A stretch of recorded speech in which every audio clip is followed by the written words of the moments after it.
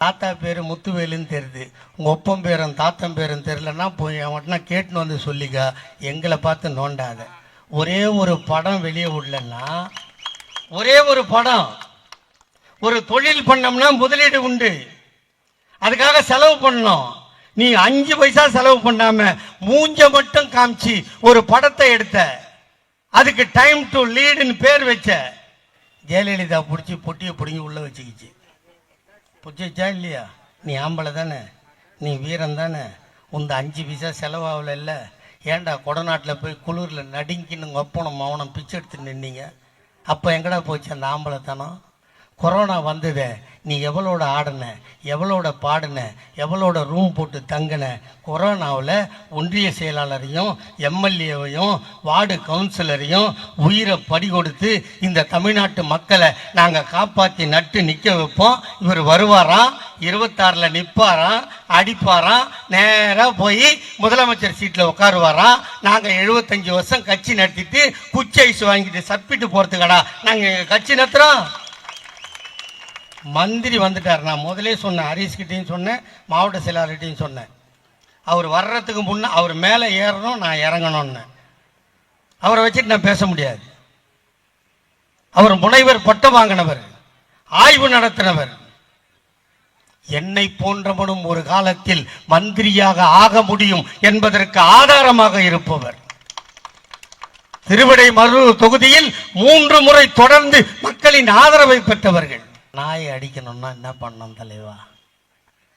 நாயை அடிக்கணும்னா சுதர்சன் அந்த மாதிரி வேஷ்டி கட்டின்னு போனால் மூஞ்சி உடஞ்சிரும், தடிக்கு விழுந்துருவோம். ஷார்ட்ஸ் போட்டுக்கின்னு கை பனின்னு அவுத்துட்டு கட் பனின்னு போட்டுக்கின்னு நல்லா 10 கருங்கல்ல கையில் வச்சுன்னு தெத்தனமா நாய் செத்துரும். அந்த வேலையை தான் நான் செய்கிறது. இப்போ இங்கே கூட சொன்னாங்க, அண்ணாமலை அறிவாலயத்தை செவரை உருவுன்னு சொன்னார். அவன் நல்லவன். இடிப்பேன்னு சொன்னானா? சொல்லல. இடிப்பேன்னு சொன்னான் இல்லை. என்ன சொன்னான்? செங்கல்ல உருவேன். அவர் உருவுறதுலையும் உரியறதுலையும் ரொம்ப சூப்பரான ஆள் அவர். நம்மளாம் என்ன சொல்லுவோம்? இடிப்போனும். நம்ம இடிக்கிறதுல கிளியடி. அவன் உருவுறதுலையும் உரியறதுலையும் சூப்பரான ஆள். இன்னும் 1 வாரமோ 2 வாரமோ அவன் மூஞ்ச பார்த்தீங்களா? அவனை என்னான்னு சொல்லி தொலையுதுன்னு தெரில. அந்த சீமா ஒரு பக்கம், அவன் பாரு நிறைய தாய்மார் உட்காந்துக்கிறாங்க. இஷ்டப்பட்டு வந்தால் கர்ப்பமாக்குவானா, 7 வாட்டி கருவை கலைப்பானா, ஆனால் ஓட்டு கட்டி தெருவுக்கு வருவானா. இந்த தீர்த்தகிரி பட்டியில் மட்டும் ஒன்று சொல்கிறேன், அது விஜயா இருக்கட்டும், அண்ணாமலையாக இருக்கட்டும், சீமானாக இருக்கட்டும், எவனா ஓட்டு கேட்டான், சிவாஜி கிருஷ்ணமூர்த்தி பேசினான், 2 பொம்பளை மடக்கி அவனை முறத்தால் அடிச்சிங்கன்னு செய்தி வந்தால் மட்டும்தான் என் மனசாரும். ஒரு ஆணியம் கொடுங்கல. நான் சொல்றேன், இவ்வளவு பெரிய பட்டியல், இத்தனை பட்டியலும் செஞ்சு வச்சு பாரு. எங்க ஆள் எங்க போய் உட்காந்துருக்கான் நீங்க பாருங்கம்மா. திருப்பி எங்க ஆள் எங்க உட்காந்துக்கிறான் பாரு. ஆம்பளெல்லாம் ஒரு நேரத்தில் இப்படி சேர் போட்டு உன்னை உட்கார விட்டானா எவனா? என்ன சொல்லுவான்? எருமை மாடு ஆம்பளை நிற்கிறான் உட்காந்துக்கிறேன் எந்திரி சொன்னாங்களா இல்லையா?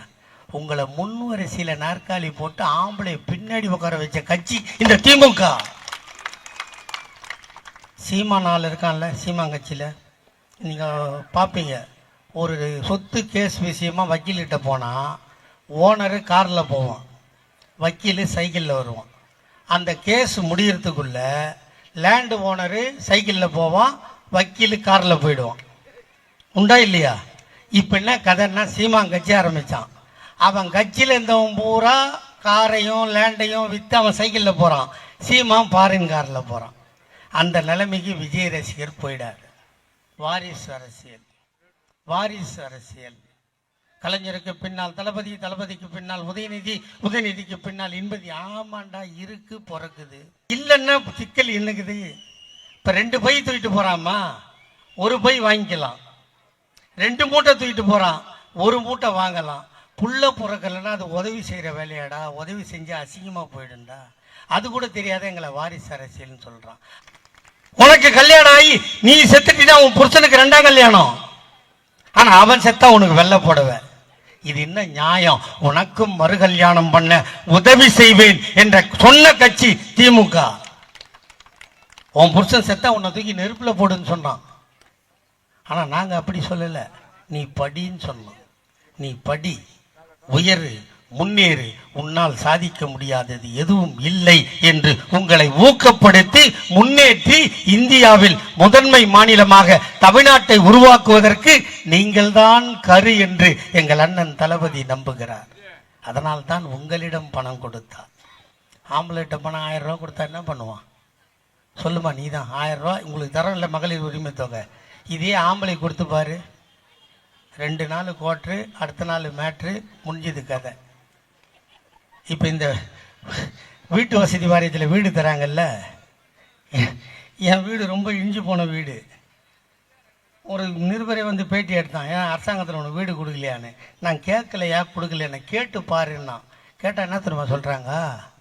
பொம்பளை பேரில் அப்ளை பண்ணாதான் நகர்ப்புற வாழ்விட மேம்பாட்டு வாரியத்தில் கூட வீடு கொடுப்பேன்னு சொல்கிற தளபதி ஆட்சி. ஆம்பளை கிடையாது. ஏன்னா அவன் அடுத்தவனுக்கு வித்து துண்டு போயிடுவான். நீ சம்பாரித்த சொத்தை காப்பாற்றுவ, அதை சேமிப்பேன்னு நம்புகிற ஒரு முதலமைச்சர் இந்த நாட்டில் இருக்கார். இந்த கட்சி ஆரம்பித்து 75 வருஷம் ஆகுது.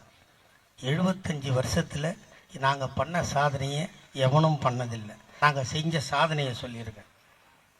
அண்ணன் தளபதி செய்த சாதனை, எங்கள் தாத்தா கலைஞர் செய்த சாதனை. இதையெல்லாம் தாண்டி எங்கள் அண்ணன் உதயநிதி வந்திருக்கிறார். இப்ப சொன்னேன்ல, நொண்டியை மாற்றுத்திறனாளி என்று ஆக்கினார். அந்த மாற்றுத்திறனாளியும் சென்னை மெரினா கடற்கரையில் கடல் அலையில் காலை வைக்க மரப்பாலம் அமைத்து கொடுத்தவன் எங்கள் அண்ணன் உதயநிதி. 75 லட்சம் பேரை இந்த திமுகவிற்கு சேர்த்து கொடுத்திருக்கிறார். 182 பேச்சாளரை இந்த கட்சிக்கு அறிமுகப்படுத்தி இருக்கிறார். கிராமங்களில் விளையாட்டு உபகரணங்களை வாங்கி கொடுத்து விளையாட்டை ஊக்குவிக்க போராடி கொண்டிருக்கிறார். இப்படிப்பட்ட கட்சி 75 ஆண்டு காலம் இந்த கட்சி ஆரம்பித்து, என் தாய்மார்களே, உங்கள் நெஞ்சில் கை வைத்து சொல்லுங்கள், உங்களுக்காக உழைக்கின்ற கட்சி ஏதாவது இருந்ததா என்றால் இல்லை. திமுகவை விட்டால் உங்களுக்கு வேறு நாதி இல்லை. இங்கே பேசிய எல்லோரும் சொன்னார்கள், 26இல் உதயசூரியனுக்கு வாக்களியுங்கள் என்று கேட்டார்கள். நான் எந்த தேர்தலிலும் எப்போதும் போய் எங்களுக்கு வாக்களியுங்கள் என்று கேட்ட வரலாறு எனக்கு இல்லை. ஏனென்றால் 5 ஆண்டு காலம் உங்களுக்காக நாயாய் உழைக்கிறோம். நீங்க செய்ய வேண்டியது என்ன வேலை? முன்னாடியாவது ஒரு சீட்டு கொடுப்பான், முத்திரை குத்துறோம், மடிச்சு உள்ள போடணும். இப்போ அப்படி இல்லை. ஒரு மிஷினு உதயசூரியன் நேராக ஒரு சுவிட்ச் இருக்கும், அமுக்குனா லைட் எரியும். அந்த கீன்னு ஒரு சவுண்டை கொடுத்துட்டு 5 வருஷம் எங்களை நாயா வேலை வாங்குறீங்களா இல்லையா? அப்போ ஓட்டு போடுறது உங்கள் கடமையா இல்லையா? சரி, போட்டா நீ போய்ச்ச, போடலன்னா நீ செத்த சாவ போறியா வாழ போறியான்னு நீயே முடிவு பண்ணிக்கோ. வரவெல்லாம் துண்டு போறதுக்கு வரான். 75 ஆண்டு காலம் 25வது ஆண்டு விழாவை கொண்டாடும் போது எங்கள் ஐயா கலைஞர் டாக்டர் முதலமைச்சர், 50வது ஆண்டு விழாவை கொண்டாடும் போது மீண்டும் தாத்தா கலைஞர் முதலமைச்சர், 75வது ஆண்டு விழாவை கொண்டாடுகிறோம் எங்கள் அண்ணன் தளபதி முதலமைச்சர், 100வது ஆண்டு விழாவை கொண்டாடும் போது எங்கள் அண்ணன் முதலமைச்சராக உதயநிதி இருப்பார். வெல்வோம் 200, படைப்போம் வரலாறு. தமிழ்நாடு போராடும், தமிழ்நாடு வெல்லும். வாய்ப்புக்கு நன்றி. வெல்க தமிழ். வணக்கம்.